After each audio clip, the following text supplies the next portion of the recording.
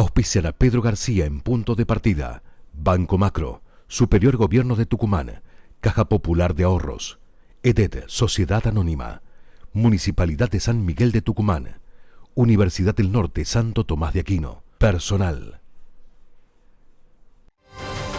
Punto de Partida, programa ganador del premio FUNTV. Vamos a tener nosotros que legislar y la justicia fundamentalmente actuar ante estos casos, porque no podemos solos organizar las cosas, porque ¿qué pasa? ¿Qué pasa? Luego pasa que se produce un disparo, que se produce un muerto y tenemos no ya 200 personas, sino 20.000 protestando porque mataron a una persona, porque el otro tiró el palo, y nunca sabes quién tiró el palo primero. Por eso, organicémonos como sociedad, permitámonos protestar, hay derecho a la protesta, todos tenemos derecho a protestar, pero tenemos que respetar también a los demás ciudadanos. Tenemos que lograrlo entre todas las fuerzas, aunque pensemos en economía en las antípodas, aunque no estemos de acuerdo con YPF, aunque no estemos de acuerdo con nada, por favor, en el respeto a los demás ciudadanos, pongámonos de acuerdo de una buena vez por todas. Es lo único que les pido. No les pido otra cosa. ¿Qué tal? ¿Cómo le va? Muy buenas tardes. Bienvenidos al programa Punto de Partida. Muchos políticos, cuando tienen que opinar sobre la realidad, sobre distintos acontecimientos o temas que se discuten en la política, tienen posiciones de acuerdo a la ubicación en donde están dentro de la distribución del poder en una sociedad. ¿Qué quiero decir con esto? Si son oficialistas o son opositores. Porque a veces piensan de una manera cuando están en el gobierno y piensan de otra manera cuando están en la oposición. Esto la sociedad ya lo sabe leer, lo sabe comprender, porque la ciudadanía se va muniendo a través del tiempo de niveles de comprensión sobre la política mucho más profundos. Nosotros llegamos a este miércoles del 19 de marzo con mucho temor de lo que podía pasar. Sin embargo, fíjense lo que ocurrió. Dentro del Congreso las actitudes fueron bochornosas. Fuera del Congreso fue una marcha pacífica, salvo un grupito muy pequeño de revoltosos que cuando cayó la noche buscaban algún incidente. Pero todo lo demás fue pacífico y fueron a manifestarse. ¿Por qué? Porque sigue vigente el tema de los jubilados. Están mal pagos. El problema es que los jubilados representan el mayor porcentaje de gasto del presupuesto nacional. Entonces es un tema árido, difícil, pero que hay que solucionarlo. No pueden cobrar lo que cobran nuestros jubilados. ¿Queda claro? Entonces, cuantas más marchas haya y puedan tomar conciencia los políticos, mejor, así cambia esta situación. Habíamos llegado al miércoles también con un mercado nervioso. Sin embargo, ese miércoles hubo dos buenas noticias. Primero, se aprobó el DNU con la renegociación con el fondo del gobierno y además no hubo incidentes en la marcha. Entonces, ¿qué hizo el mercado? Subieron las acciones, bajó el riesgo país y el dólar se calmó un poco. Habíamos llegado también con algo que a mí me preocupaba, que era una semántica que se expresaba a través de los distintos medios de comunicación, cuando eran entrevistados muchos personajes de las políticas, una semántica que a mí me parece peligrosa y me parece además como antigua. Resulta que cuando una persona quema un móvil policial, cuando incendia un contenedor de basura o cuando le tira un cascotazo a matar a un policía, digo a matar, no los matan porque tienen casco y tienen escudo. Bueno, cuando ocurre esto, hay algunos que semánticamente dicen, bueno, es un acto de libertad, se están expresando o están ejerciendo un derecho a protesta. Ahora, cuando la policía, para retornar el orden en la calle, utiliza gases lacrimógenos o balas de goma, dicen, eso se llama represión. Como si esperaran que una situación como esa la calme la policía de palabra, que la cure de palabra. ¿Por qué digo este comentario? Porque esto está ocurriendo con un Milei que tiene una caída en las encuestas, pero sigue siendo el político con mayor imagen en la Argentina. Y los opositores que le siguen están muy lejos, están a 30 puntos abajo. ¿Bien? Pero él cayó, él políticamente está afectado por los errores que cometió. Entonces se dio esta manifestación y se juntó todo un cóctel y se hizo todo una especie de historia que pareciera que ahora se calmó un poco. Ahora, hubo un sector del peronismo, un sector pequeño, que quiso ver en el error o en el hecho de la criptomoneda la 125 de Cristina, la gran crisis política que debió enfrentar Cristina, que públicamente ella se mostraba fuerte, pero llegó a evaluar renunciar al poder. Bien, dicho sea de paso, en esa 125, en esa crisis se la generó Martín Lustó, que hoy quiere iluminar desde el Congreso con sus ideas. Ahora, esto que les decía, ¿cuál es la realidad de Milei? Y bueno, Milei cae en las encuestas, pero tiene tres fortalezas muy grandes. Primero, tiene buenos resultados económicos, sobre todo con el tema de la inflación. Segundo, no tiene un opositor con nombre y apellido que pueda poner en aprietos a su gobierno. Tiene una debilidad en el Congreso, más bien. Y tercero, en realidad la oposición más fuerte es el peronismo, que está debilitado y está dividido. Y tercero, mayoritariamente la sociedad argentina no quiere volver al pasado. O sea, le dice al peronismo, si quieren nuevamente el voto, se tienen que reconvertir. Tiene que haber peronistas conversos, que tengan otras ideas, otros ideales y tengan otros planteos y además tengan buena conducta. ¿Por qué les hago este comentario? Porque todavía las cabezas visibles del peronismo son las que menos acepta la sociedad. Y en esto me quiero detener en tres personajes. En Pepe Albistur, que comiendo pochoclos había dicho que Milei era como Semana Santa, que no sabía si se caía en marzo o en abril, esto lo dijo el año pasado. Uno podría haber dicho en ese momento, bueno, pero es una persona aislada. Sí, pero nadie salió a desautorizarlo. Nadie salió a apoyarlo públicamente, pero tampoco a decir que fue una barbaridad. Graboy está diciendo que quiere que Milei caiga, que no termine su periodo constitucional. Y también lo está diciendo Guillermo Moreno. Claro, usted me dice, bueno, pero son personajes aislados, sí, pero nadie los sale a desautorizar. A ver, cuando se trata de algo tan grave como alguien que piensa que tiene que haber una interrupción de un proceso institucional, tiene que ser desautorizado por sus pares, porque eso es antidemocrático. Y los estoicos, los voy a cansar con esto de los estoicos, pero van a ver que a lo largo del tiempo lo van a terminar aceptando. Los estoicos dicen, uno debe comprender muy bien en el mundo en el que vive, para poder entender para qué está uno en el mundo.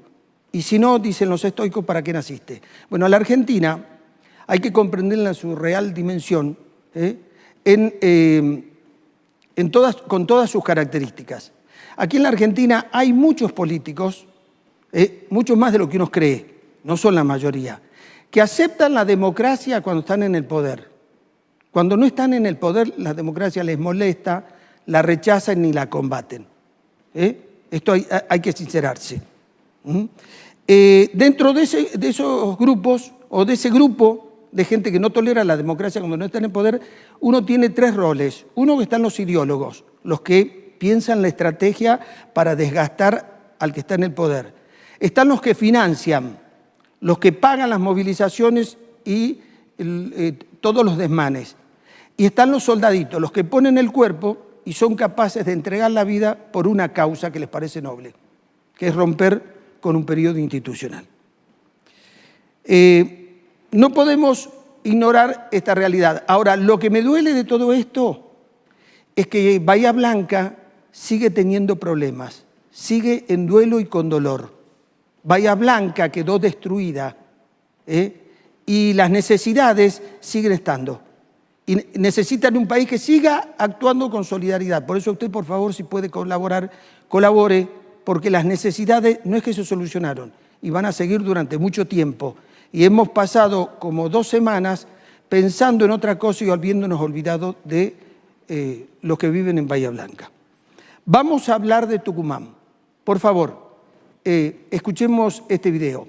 Hemos tomado la decisión con la justicia de enviarlo a Capital Federal y de ahí ha tenido la atribución de seguir amenazando a jueces, a fiscales en el día de ayer y también amenazando al gobernador de la provincia. Queremos decirle que no le tenemos miedo. Todos, tarde o temprano, van a ir presos. Bueno, yo lo dije en este programa, pero cuando salía en otro canal. Jaldo no tenía un oponente.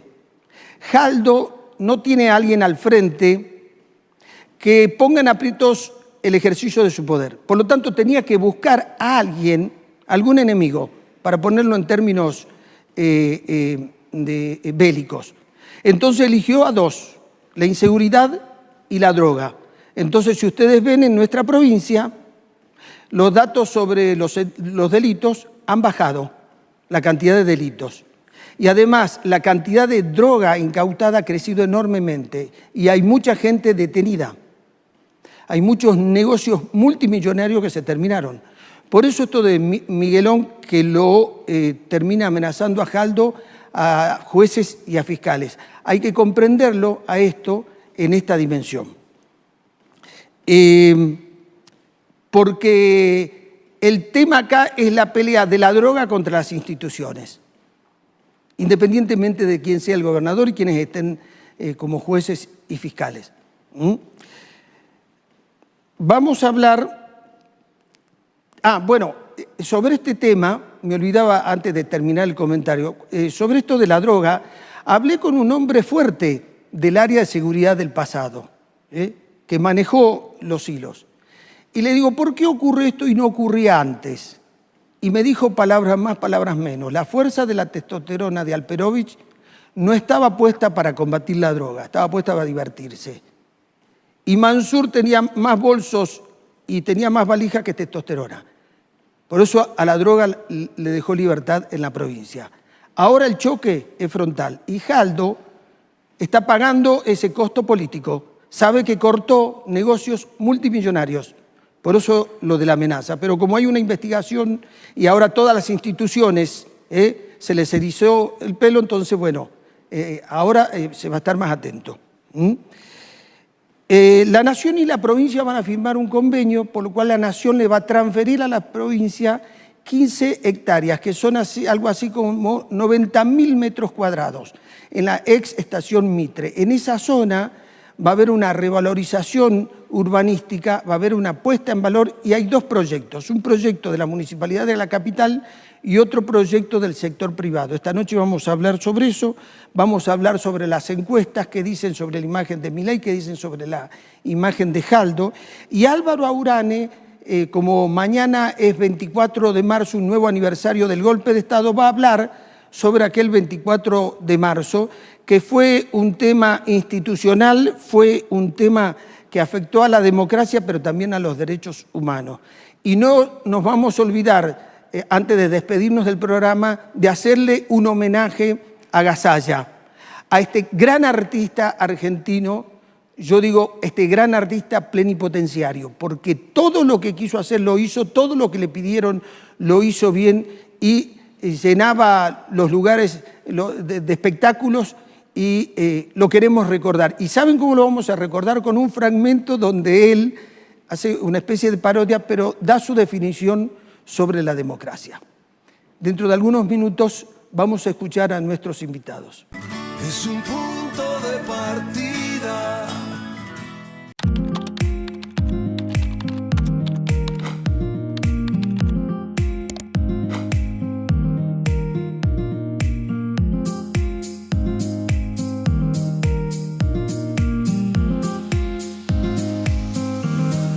Este verano 2025, anímate a vivir, a sentir, a descubrir.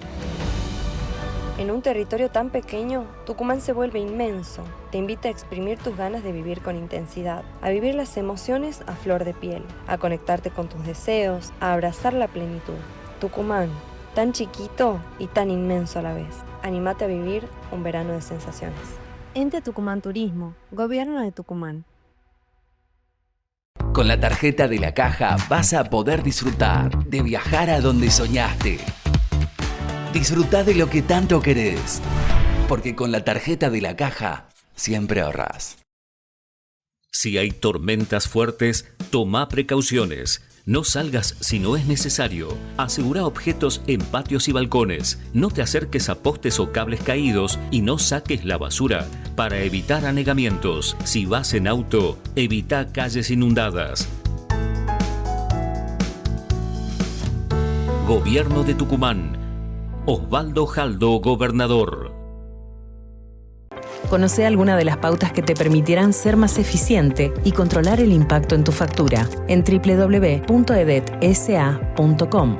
Nos comprometimos a pavimentar todas las calles por las que circulan los colectivos en nuestra ciudad hasta fines de marzo.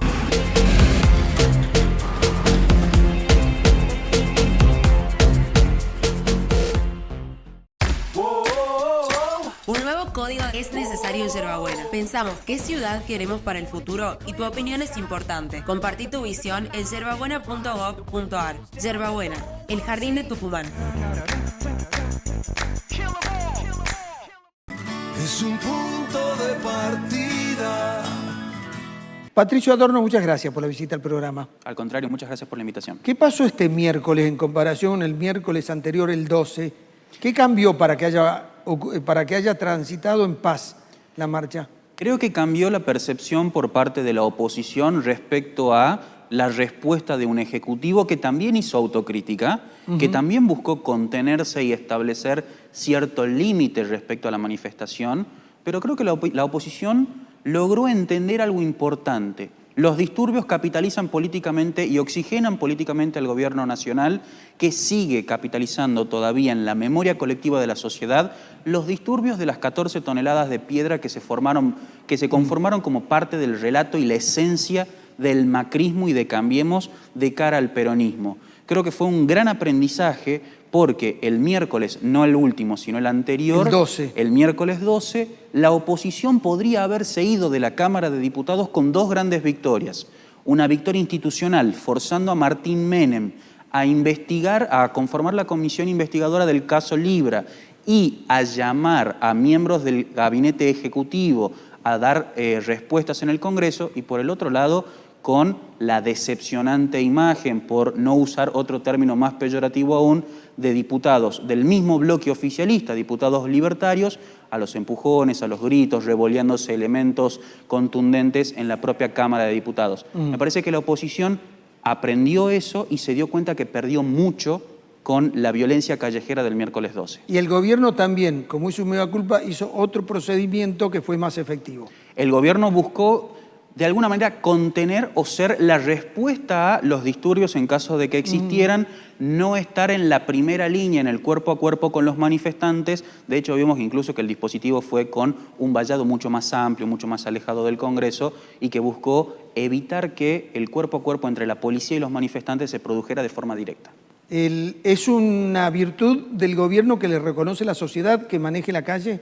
La calle es uno de los grandes capitales políticos que tiene hoy el gobierno, principalmente en Patricia Bullrich, la accionaria principal de la noción o la idea de seguridad que el gobierno intenta plasmar en la opinión pública y que además, según los últimos rumores, parecería que va a afiliarse a la Libertad Avanza, completando el libro de figuritas, el álbum de figuritas de afiliaciones a partidos políticos. Y por el otro lado, también aprendió que la única bandera política que le es redituable de cara al electorado que lo hizo presidente, no al electorado que lo votó en primera vuelta, al 56% de los argentinos, es la economía. Sí. Cada vez que bajó la bandera económica e intentó izar otras banderas, como la de la batalla cultural, entró en algún tipo de problema no deseado. El CryptoGate lo golpeó ahí, ¿no? Sobre todo en aquel electorado que entró en la segunda vuelta. Yo lo escuchaba en tu editorial al inicio del programa. El CryptoGate fue la mancha de barro que desangeló al presidente. Bien. Fue la mancha de barro que terminó la luna de miel que la sociedad argentina tenía con el primer presidente outsider propiamente dicho de la política argentina, casualmente el 14 de febrero, el Día de los Enamorados, y mostró que la propia figura presidencial puede ser dañada y también, y creo que fue en realidad lo más importante que sucedió, el gobierno estuvo en un lugar incómodo y a la defensiva durante casi 45 días, sin encontrar cómo recuperar el control de la agenda política y sin encontrar cómo lograr volver a monopolizar la discusión pública y hacer que toda la oposición baile al son del Ejecutivo Nacional. Algo que logró durante todo el 2024 y creo yo fue característico de la dispersión y la atomización de la oposición nacional frente a Javier Milei. Bien, vos lo que decís entonces que Javier Milei entró en otra fase política. Del CryptoGate para acá no es el mismo Hay menos tolerancia con él, pero sigue siendo el político de mayor imagen con 30 puntos por encima de cualquier otro que le quiera seguir. Sigue siendo el político de mayor imagen. Es cierto que desde la estafa cripto sufrió una seria perjudicación, un serio perjuicio en su imagen, particularmente, y esto lo vimos en la encuesta que hicimos en la provincia de Tucumán, particularmente entre el sector más joven de la sociedad. El sector más joven es el más crítico respecto a la cantidad de injerencia que tuvo, la cantidad de responsabilidad que tuvo el presidente con la criptomoneda Libra. Mientras más grande se vuelve el electorado, menos responsabilidad le adjudican. Y otro dato interesante, afectó particularmente a su núcleo duro de votantes, a esos que lo votaron en la primera vuelta electoral y no tanto a los nuevos conversos. Los nuevos conversos, estos que aprendieron posteriormente la fe libertaria, hablo particularmente del sector bullrichista del PRO, que pasó a militar abiertamente por Javier Milei, son los únicos que no adjudican responsabilidad. Todo el resto del espectro político, en mayor o menor medida, están de acuerdo con la hipótesis de que el presidente tuvo algo o todo que ver con la criptomoneda Libra. Patricio, haces mención a los grupos etarios porque los jóvenes son los que se adhieren con más rapidez y se desilusionan también con más rapidez, y hay una gran dependencia de los políticos de este sector porque cada vez son más en el padrón electoral. Así es, de hecho, haciendo un ejercicio hipotético, si solamente hubieran votado jóvenes, varones, menores de 35 años en la República Argentina en diciembre de 2023, Milei hubiera sacado el 80% de los votos. Digo, es un segmento particularmente importante para la Libertad Avanza y no es la primera vez que la Libertad Avanza pone excesiva presión sobre este sector. La última vez fue con la movilización por la educación universitaria, que fue la primera vez que directamente entró en tensión una política gubernamental con el apoyo directo de su núcleo más duro de votantes. Yo, en este sentido, tendría mucho cuidado porque vos planteaste algo que es importante.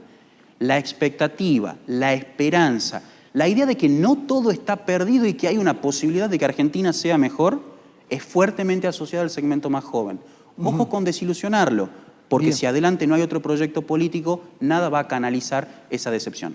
Qué interesante la encuesta, la última encuesta de ustedes. Cuando le preguntan cuáles son el ranking de problemas, primero está la corrupción y segundo está el desempleo. Cuando ves la corrupción, están más preocupados de la corrupción los del 35 para arriba y están más preocupados por la desocupación de 35 para abajo, o sea, los que están buscando trabajo. Que de hecho también nos planteó a nosotros un cambio muy importante o la visibilización de un cambio muy importante en la agenda de preocupaciones de la ciudadanía.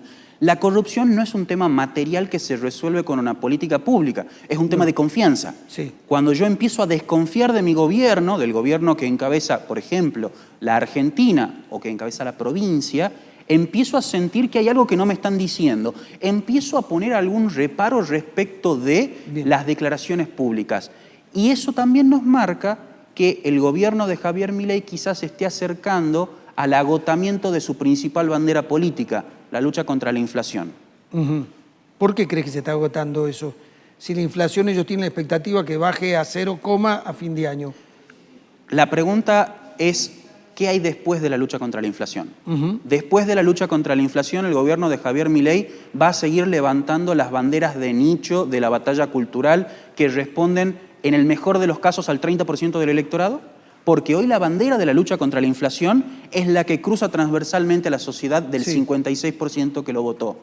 El gobierno de Javier Milei está listo para dar otras batallas y la otra pregunta importante es, ¿tiene los recursos humanos y técnicos para empezar a responder frente a otras necesidades que la sociedad le va a empezar a plantear cuando el aumento desmedido de los precios ya no sea una preocupación?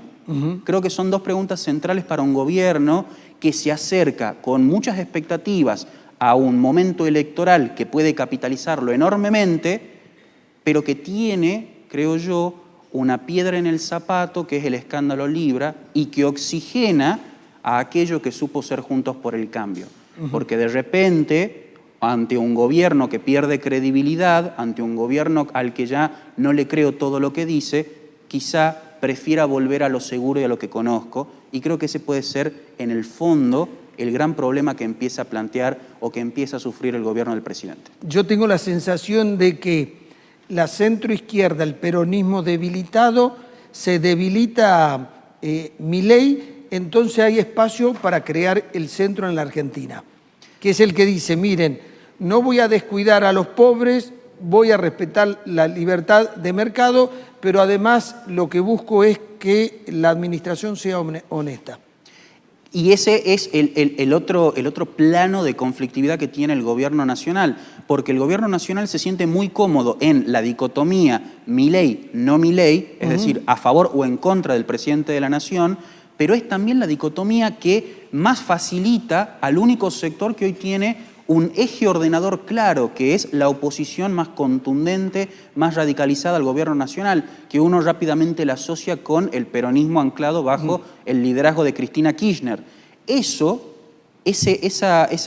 eje discursivo, ese eje electoral, va a poner en un serio aprieto al centro democrático, porque no le permite una identidad nítida y clara frente a una sociedad que va a optar entre dos extremos. Digo, así como facilita que Javier Milei pueda ser contundente en las elecciones, también le da la posibilidad de ordenarse, no verticalmente en todo el país, sino verticalmente en cada una de las 24 jurisdicciones, al peronismo que hoy parece que no tiene liderazgo, pero que tiene una oportunidad. Bien, pero el peronismo debe pensar lo siguiente, en el 2001,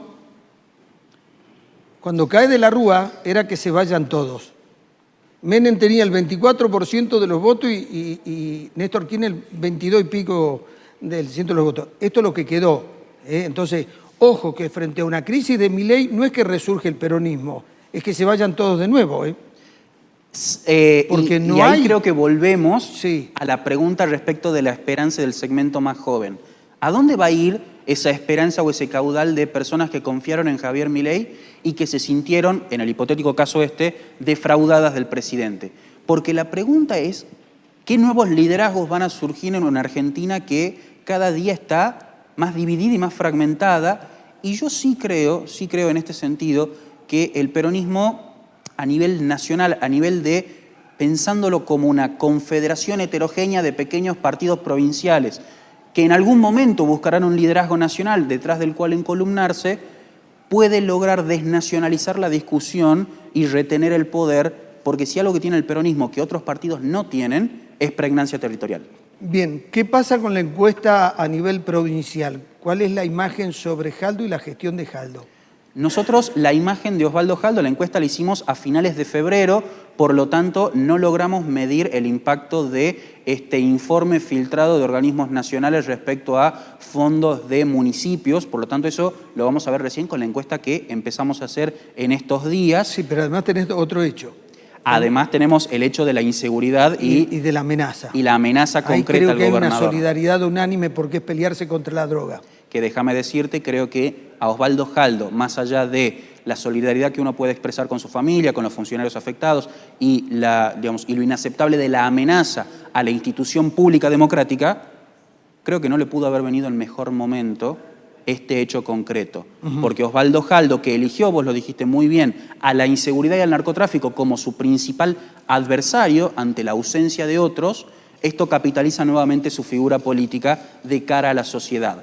La pregunta no es la imagen de Osvaldo Jaldo, que se mantiene en valores relativamente promedio respecto a la historia de este último año de gobierno de Osvaldo Jaldo, sino de otras figuras que puedan empezar a capitalizar algo que nosotros lo charlamos el año pasado en algunos programas, que es el descontento dentro del PJ. Osvaldo Jaldo tiene mucha pregnancia en los sectores medios de la sociedad, en aquellos que no lo votaron, pero cada vez hay un ruido más fuerte e incesante dentro de aquellos que lo votaron. Y me parece que para el gobernador no tener paso en la provincia puede ser un dolor de cabeza que se podría haber ahorrado en otras circunstancias. Bien. Fíjate que algunos creían que en realidad lo beneficia el hecho de no tener paso porque la lista la hace él, de candidatos. Pero, bueno, le surgió una rama paralela. Le surgió una rama disidente. Javier Noguera, que se identifica con el peronismo, relacionado con lo que es el kirchnerismo y el masismo a nivel nacional. Así es, y que de hecho, en el eje que nosotros planteábamos, Milei sí, Milei no, tiene una base de pregnancia mucho más eficiente a la hora de plantear un mensaje que el gobernador. El gobernador buscó provincializar la elección, buscó provincializar la discusión de la agenda política local. Sí. El problema es que la agenda está claramente nacionalizada. La agenda está claramente puesta sobre el eje Milei. Osvaldo Jaldo tiene el desafío de acá hasta octubre de provincializar la agenda todo lo que pueda para que se discuta su gobierno y no el del presidente. Porque Osvaldo Jaldo pone en juego mucho más que sus 2 diputados provinciales. Pone en juego la posibilidad de que alguien le dispute el poder de cara al 27 y ese es un problema que ningún gobernador en su segundo año de mandato quiere tener. Patricio, muchas gracias. A vos. Ya volvemos. Es un punto de partida. Ante las nuevas disposiciones del Gobierno Nacional, es importante aprender a realizar un consumo eficiente de la energía. Conoce alguna de las pautas que te permitirán ser más eficiente y controlar el impacto en tu factura en www.edetsa.com. Tucumán es tierra de diversidad, historia y oportunidades. Por eso, necesita una legislatura que acompañe. Nuestro compromiso es ser un órgano de gobierno inclusivo, dinámico y dedicado al servicio de cada tucumano y tucumana, porque una legislatura que escucha y que acompaña es una legislatura de todos. Mantenete informado. Ingresá a la página oficial www.legislaturadetucumán.gov.ar. Miguel Acevedo, vicegobernador. Yerbabuena, el jardín de Tucumán. Disfrutá de lo que tanto querés, porque con la tarjeta de la Caja siempre ahorrás.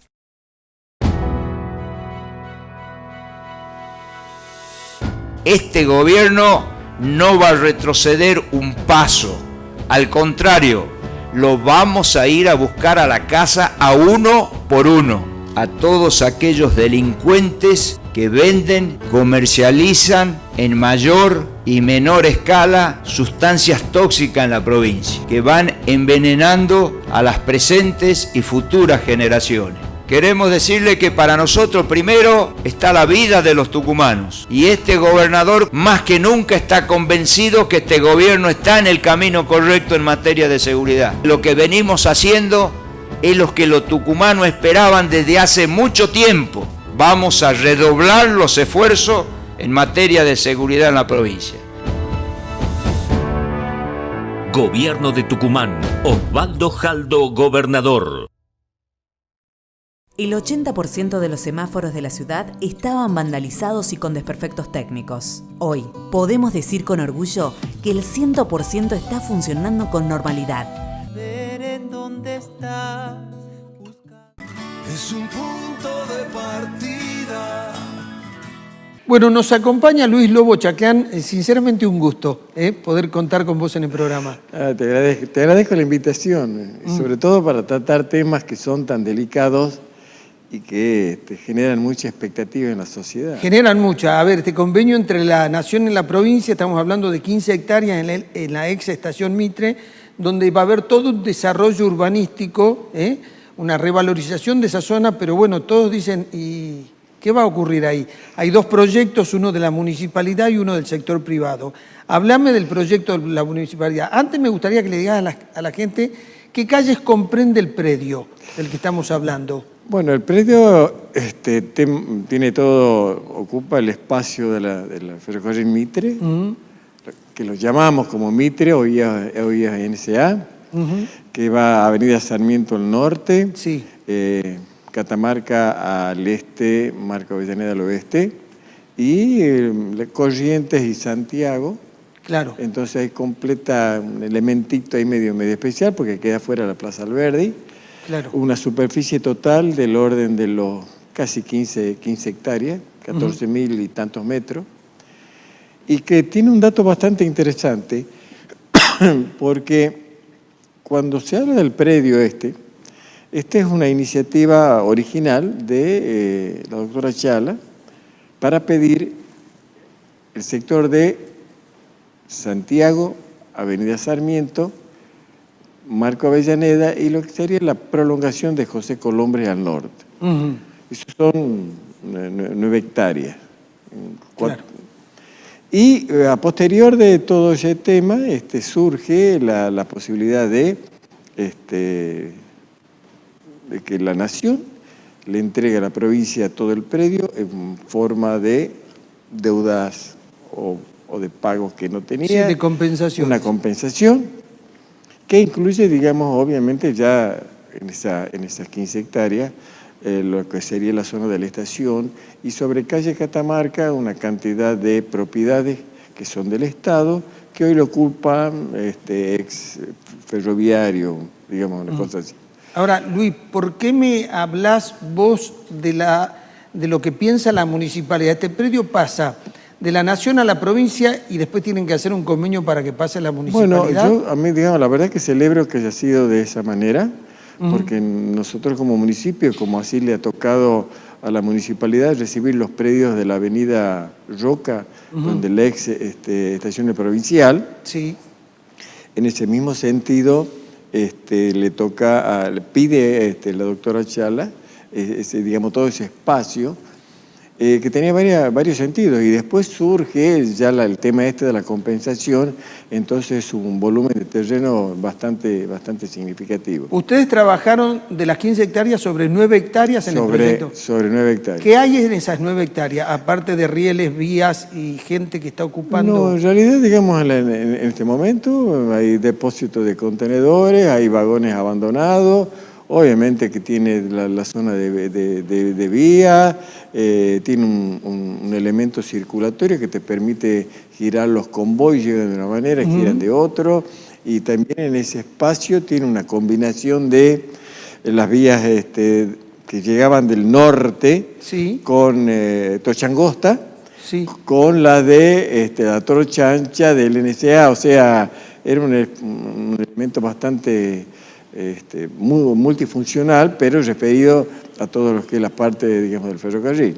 Luis, en ese predio, las calles Santa Fe, Marcos Paz y la calle Corrientes no tienen paso, comunicación este-oeste. Y la José Colombre se corta en la Corriente. Entonces ¿se abrirían esas calles para la idea? A ver, la idea original ha sido primero conseguir ese paso deseado para romperlo al cinturón de lo que es calle Corriente.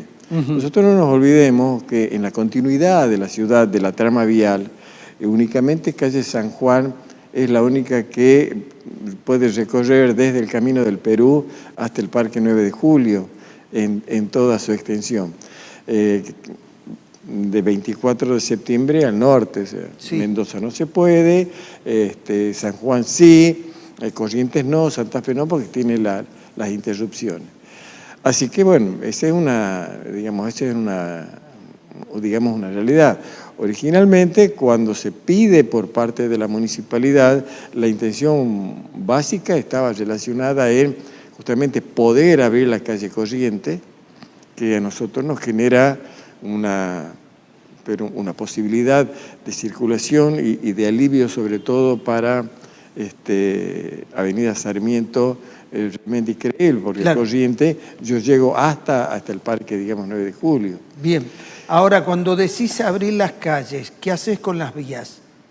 ¿Se levantan lo que las pasa, vías? En el sector ¿Se hace túnel o puente? No. Se abre directamente, se abre. Lo que sería calle Corrientes, y lo que es Marcos Paz y Santa Fe pueden amanzanarse porque es un sector todo alargado, y puedo hacer un amanzanamiento. Dentro de ese amanzanamiento puedo tener túneles por abajo, me da muchas posibilidades. Bien. Pero para mí me gustaría, digamos, un poco aclarar, porque esto pasa como si fuera un emprendimiento inmobiliario que se viene a trabajar y yo meto metros cuadrados de hormigón, cosa que no es pensado ni ha sido pensado nunca de esa manera.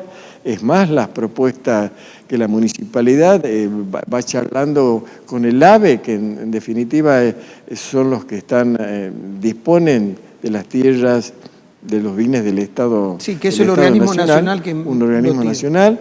Estamos, hasta que hemos estado charlando, consensuados, de que se trabajaba entre un 60 y un 70% de ocupación de suelo, que quedaba casi un 35% del espacio como espacio verde que no se utilizaba. Bien. De ese 35%, la mitad iba a ser privado y la otra mitad era de acceso público.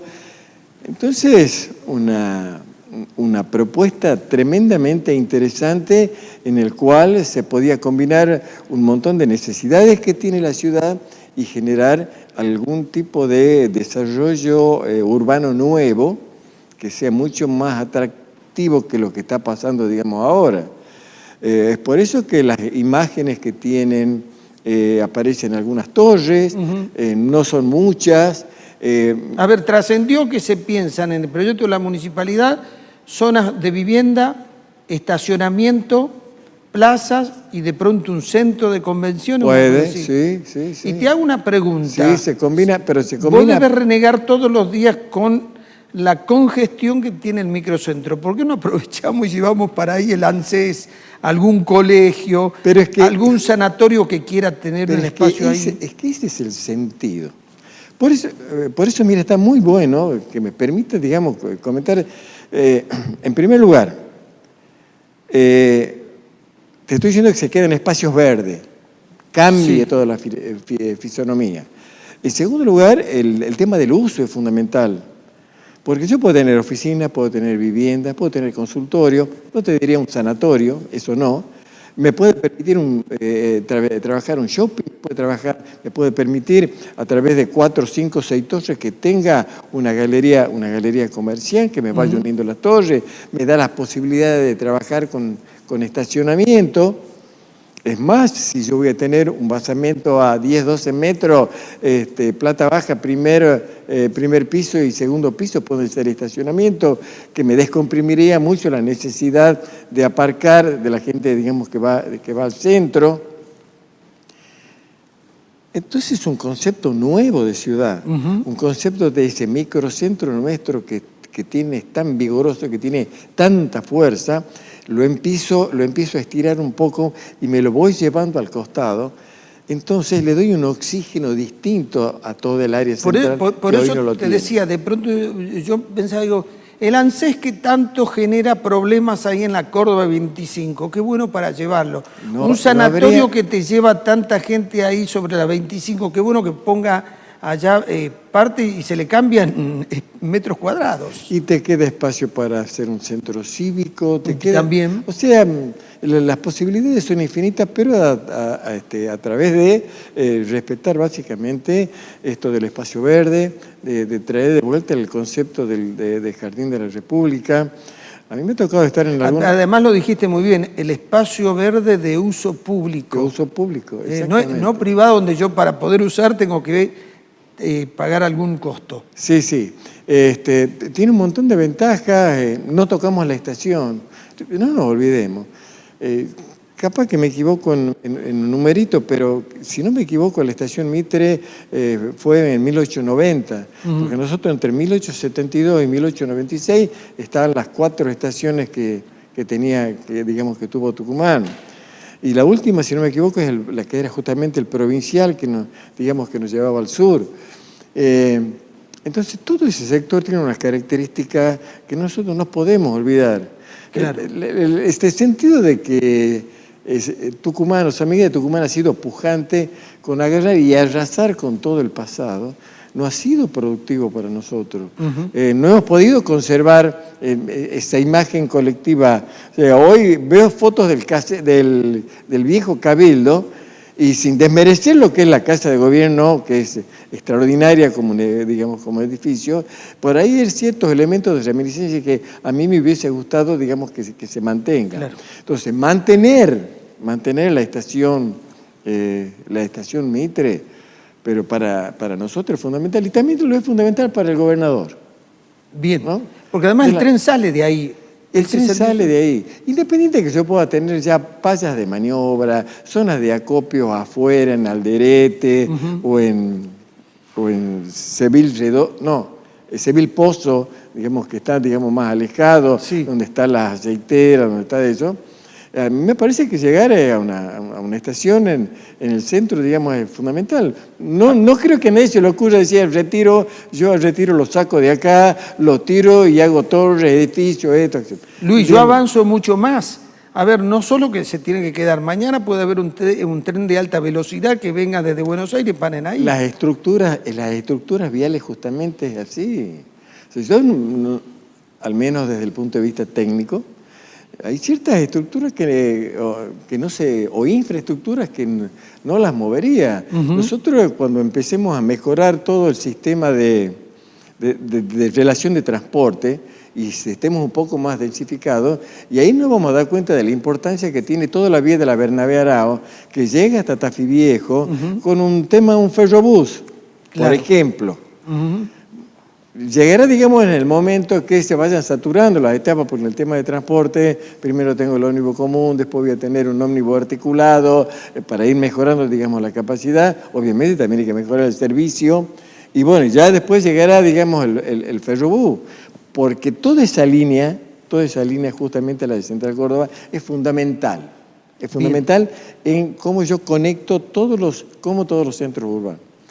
Y además hay otro tema, porque nosotros no nos tenemos que olvidar, el análisis de la ciudad nunca es un análisis puntual. El análisis de la ciudad es un análisis integral. Cuando yo hablo de área central, yo sé cuál es área central. Cuando yo hablo de microcentro, sé cuál es microcentro. Ahora bien, si esta estación Mitre, estos predios que estamos hablando, relacionan a futuro, en la actualidad sí, y a futuro muchísimo más, como ser Avenida Sarmiento, que viene desde el aeropuerto y recorre Alderete, San Miguel de Tucumán y luego Yerba Buena. Y el otro eje que se va a plantear a futuro y en no mucho futuro, que va a ser el eje Avenida Colón Ejército del Norte, que me va a relacionar desde el sur. Voy a salir desde Manantial Sur y estoy llegando directamente hasta Tafí Viejo en un recorrido de casi 15 kilómetros. O sea, fíjate vos, Avenida Sarmiento, Plazoleta Mitre y Ejército del Norte a 10 cuadras, ahí sería el eje futuro de la ciudad. Qué interesante. Ahora, este planteo que hicieron ustedes, este estudio, ¿de qué depende que se pueda llevar a cabo? Porque también hay un estudio privado donde hay otro concepto, que es un concepto más inmobiliario, ¿no? Bueno, el concepto que nosotros tenemos es un concepto de ciudad, tiene un concepto urbano. Obviamente que en la parte inmobiliaria se puede incorporar, pero no es sacarle muchas cantidades, tener más cantidad de metros en losa en edificios, digamos, en altura. Nosotros también tenemos que agarrar y aprender a compensar. Esto se acabó el tema de la especulación. También tiene que haber un respeto por la ciudad en cuanto a la cantidad de, o al equilibrio que tiene que tener en los servicios. Si nosotros estamos pensando en modificarlo el código de planeamiento y queremos hacer una extensión del área central para que se vaya a un cuadrante más para el oeste, para no concentrar y recargar todo entre esas 4 avenidas, bueno, es de la misma manera que pensamos para cada una de las intervenciones, como es esta del ferrocarril Mitre. Claro, porque es toda una decisión estratégica, como vos decís, es el destino que se le da al suelo, el uso que se le da, cómo se distribuye, quiénes pueden acceder y cuánto mejora la fluidez de los que transitan y la calidad de vida de los que viven en la zona, ¿no? Pero sin ninguna duda. ¿Y en qué etapa se encuentra esto de conversación por ahora? A ver, nosotros hemos tenido el último contacto con el AVE, debe haber sido 3 semanas más o menos. Ellos ya nos pedían una definición un poco más acabada sobre cuáles eran las condiciones en el código de planeamiento para utilizar ese sector, porque este empieza a ser un sector especial. Claro. Está fuera de todas las normas. Entonces, bueno, hemos quedado en esa charla y, bueno, surgió todo esto que aparece, que se publicita, que aparece esta inversión inmobiliaria. Es más, hay un detalle que por ahí no sé, por ahí es muy sutil. Pero la gráfica que nosotros presentamos son 4 torres o 5 torres por manzana y mucho verde. Y hay un emprendimiento privado que la toma es absolutamente distinta, es un poco de abajo y aparece la construcción como el elemento fundamental. Y para nosotros el elemento fundamental es el espacio en general. Claro. No quisiera puntualizar.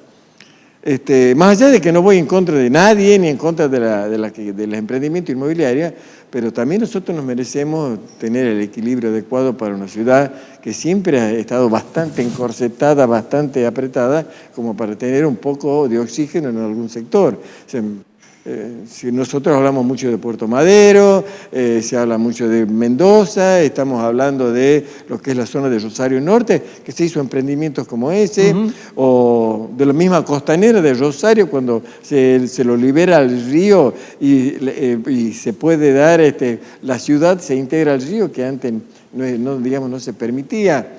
Y bueno, también nosotros en ese espacio podemos hacer algo parecido. Bien, ¿el proyecto de la municipalidad con este proyecto privado se pueden complementar o es uno u otro? Sí, no. A ver, es que no es el proyecto de la ciudad.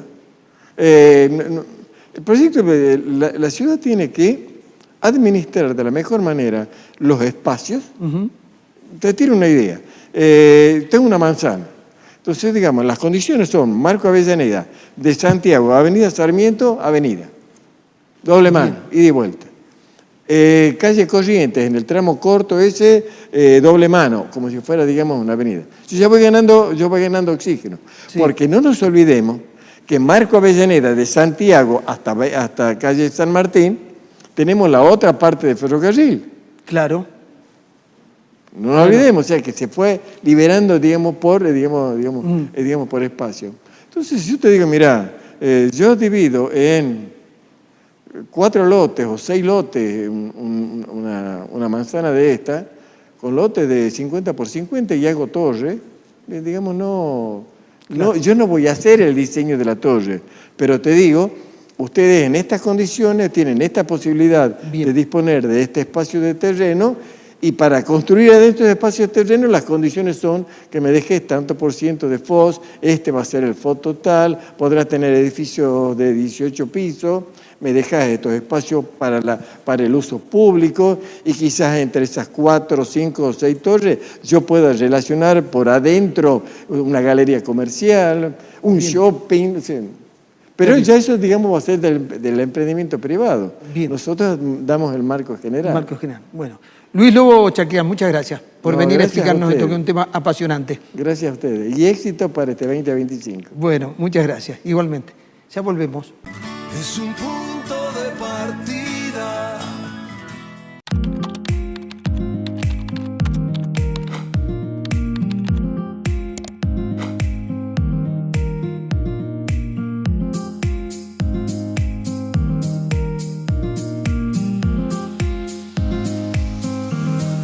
Sumamos pistolas Taser 7 para que la policía actúe con más eficacia en situaciones de riesgo. Armas menos letales que protegen a la ciudadanía, a los efectivos y garantizan intervenciones seguras en espacios públicos. Mejoramos la seguridad. Gobierno de Tucumán. Osvaldo Jaldo, gobernador. Con la tarjeta de la Caja vas a poder disfrutar de viajar a donde soñaste, de buenos momentos con amigos, de nuestras promos imperdibles. Vas a disfrutar de la calidez de tu hogar, de sentirte bien con vos. Disfrutá de lo que tanto querés, porque con la tarjeta de la Caja siempre ahorrás. Este verano 2025, anímate a vivir, a sentir, a descubrir. En un territorio tan pequeño, Tucumán se vuelve inmenso. Te invita a exprimir tus ganas de vivir con intensidad, a vivir las emociones a flor de piel, a conectarte con tus deseos, a abrazar la plenitud. Tucumán, tan chiquito y tan inmenso a la vez. Anímate a vivir un verano de sensaciones. Ente Tucumán Turismo, Gobierno de Tucumán. Conéctate con la ciudad como nunca antes con la nueva app Ciudad SMT. Descárgala, regístrate como ciudadano digital y resolvé todo desde tu celular. Simple, rápido y en la palma de tu mano. ¿Nos necesitas en tu barrio? Ingresa a la app, nosotros nos encargamos. Consulta cuándo llega tu colectivo, gestiona en segundo tus trámites, reclamos, turnos y pagos. Lleva tus documentos siempre con vos y accede a la agenda cultural de la ciudad. Todo en un solo lugar. Súmate y lleva la ciudad en tu bolsillo. Descárgala ahora. es un punto de partida. Álvaro, buenas tardes. Buenas tardes, Pedro. Bueno, mañana es un día muy caro para la historia argentina, 24 de marzo de 1976. Y cuando uno analiza un acontecimiento como este, tiene tantos elementos que hay que ver cuánto porcentaje le asignás vos de importancia dentro de lo que fue el resultado. Hay una interrupción institucional, se instaló el terrorismo de Estado, hubo violación de los derechos humanos, había grupos subversivos que generaban desmanes, había una vicepresidenta incapacitada, ella intelectualmente, para manejar el país.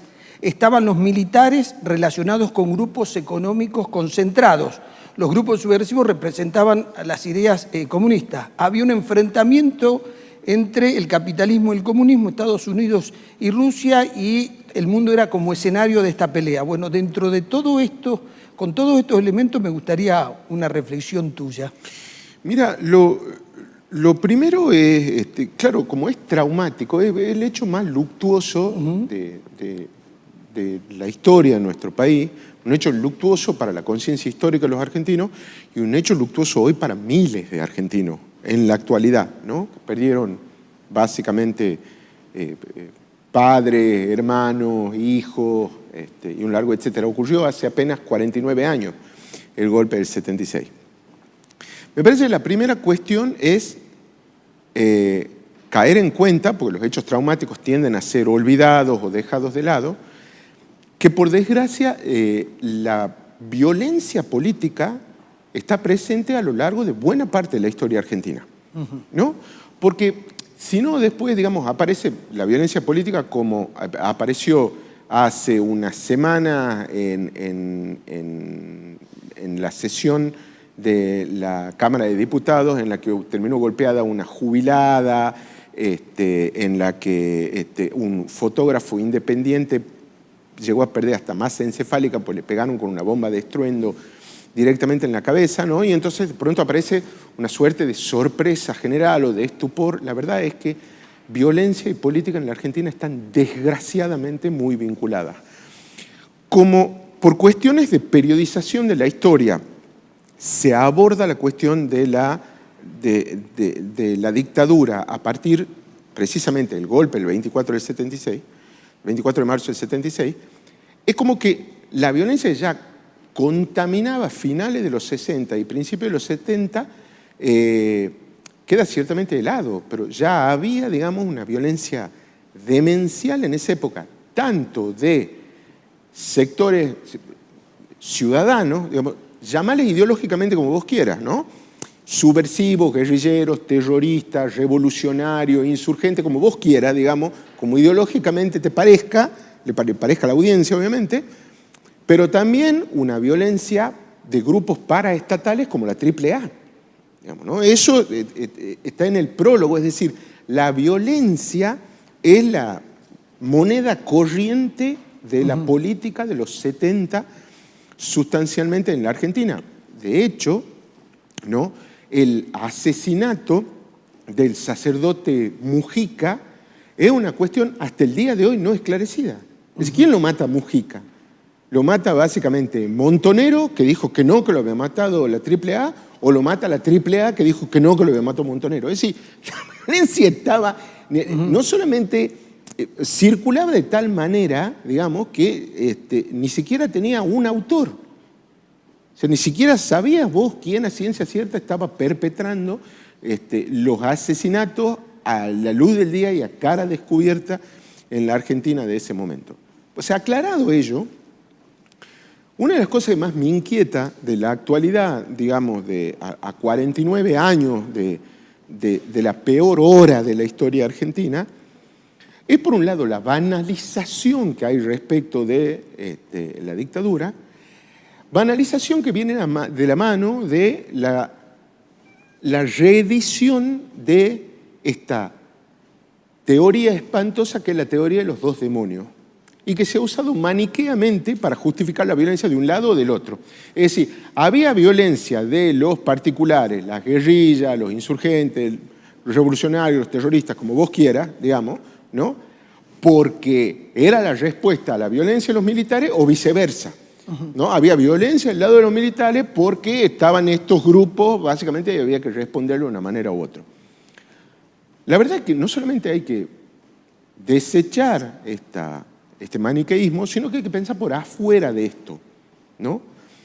Y pensar por afuera y desmontar la teoría de los dos demonios hace necesario entender que el terrorismo de los particulares de ninguna manera es equiparable al terrorismo del Estado, ¿no? Es decir, la razón de ser del Estado es hacer cumplir la ley. De modo que, por oprobioso que suene, los particulares pueden infringir la ley, violarla, vivir al margen de ella. El que no lo puede hacer es el Estado. Porque los argentinos, en ese momento no estaba separada la doctrina de la seguridad de la doctrina de la defensa, cosa que opera con el retorno a la democracia. Los argentinos tenemos un ejército que nos proteja del terrorismo, pero no tenemos un ejército que nos proteja del ejército. Teníamos una policía que nos proteja del horror, digamos, pero no teníamos una policía que nos proteja de la policía. Entonces, que el Estado incurra en terrorismo es de una gravedad y es de un agravante inequiparable a cualquier otra cosa. La mejor manera de entenderlo, Pedro querido, es, si vos querés, con una especie de metáfora, digamos, gruesa, pero en definitivamente comprensible. Lo único que no podemos hacer con los caníbales es comérnoslos. Porque si nos comemos a los caníbales, no hemos exterminado el canibalismo, solo hemos reemplazado a sus perpetradores. Esto es lo que termina pasando sustancialmente en la Argentina. Es decir, cuando el Estado deviene terrorista, no elimina el terrorismo, lo reemplaza. Y eso es sencillamente oprobioso. Porque, entonces, me parece que esta es una cuestión a entender. En el marco de las banalizaciones y de las teorías de los dos demonios, incluso se llega a hablar de que en realidad lo que ocurrió, sustancialmente ocurrió en el marco de una guerra.